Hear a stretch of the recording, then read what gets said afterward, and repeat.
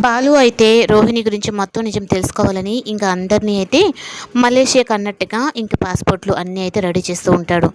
ఇంకా రోహిణి అయితే నేను 4 విధాలా ఇరుక్కునేటట్టున్నాను, ఇంకా అసలు విషయం ఇంకా దాచిపెట్టి నేను ఈ కుటుంబంలో తలదించుకునేంత పరిస్థితి రాకూడదు, ఈ విషయాన్ని ఎలా అయినా అత్తయ్యతో చెప్పాలి అని అత్తయ్య గుడికి వెళ్ళేసి వద్దామా అని చెప్పినని ఇంకా ప్రభావతి దగ్గరకు అంటుంది. ఇంకా గుడికి వెళ్ళిన తర్వాత మీ దగ్గర ఒక నిజం దాచాను అత్తయ్య, అది కూడా ఎందుకు అంటే నేను మనోజ్ మీద ప్రేమతోనే దాచిపెట్టాను అన్నట్టుగా చెప్తుంది. ఇంకా ఏందో నా కోడలు దాచిపెట్టానని చెప్పి అంటుంది. ఏమై ఉంటుందా అని చెప్పని అప్పటిదాకా బాగున్న ప్రభావతి అయితే ఒక్క నిమిషం మొత్తం మారిపోతుంది.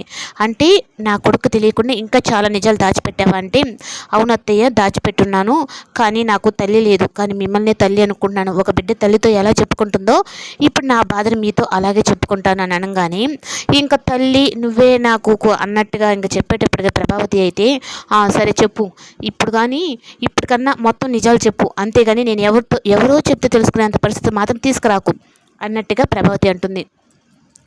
మాది అసలుకి మలేషియానే కాదత్తయ్య, నేను ఇక్కడే పుట్టి పెరిగాను, నాకు అమ్మ నాన్న ఎవరు లేరు, నేను ఒక అనాథాశ్రమంలో పెరిగాను అన్నట్టుగా ఇంకా రోహిణి అయితే మళ్ళీ కొత్త నాటకం మొదలు పెడుతుంది.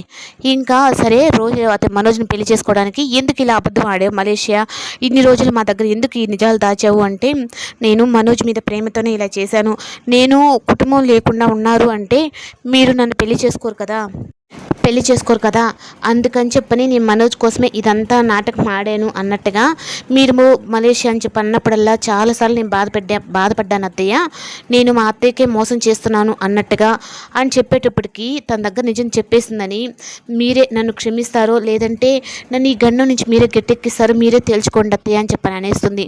అయినా కూడా ఇప్పుడు నేను రొట్టె మిషన్ కూడా కాదు, 2 నెలలు కడుపుతో ఉన్నాను అత్తయ్య అని అనగానే ఇంకా ప్రభావతి అయితే అవన్నీ మర్చిపోయి, సరే మలేషియా విషయం నేను ఎలాగో చూసుకుంటాను, కానీ నువ్వు మాత్రం కడుపులో ఉన్న మా ఇంటి వారసుడిని మాత్రం జాగ్రత్తగా చూసుకో అన్నట్టుగా చెప్తుంది.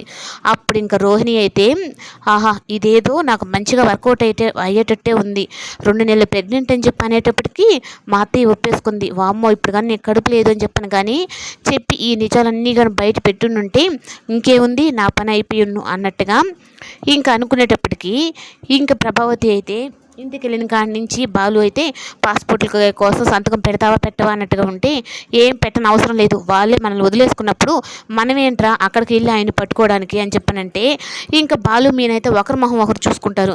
ఏంటి మీనా మా అమ్మ ఇలా ట్విస్ట్ ఇచ్చింది మనకు అన్నట్టుగా ఇంకా చింతామణి అయితే మీనాని ఒక కూతురులాగా చూసుకుంటాను నేను, నువ్వు నా కూతురు లాంటి దానివే, నేను చూసిన ప్రతిసారి నా కూతురే నాకు గుర్తొస్తూ ఉంటుంది అని చెప్పనని అంటుంది.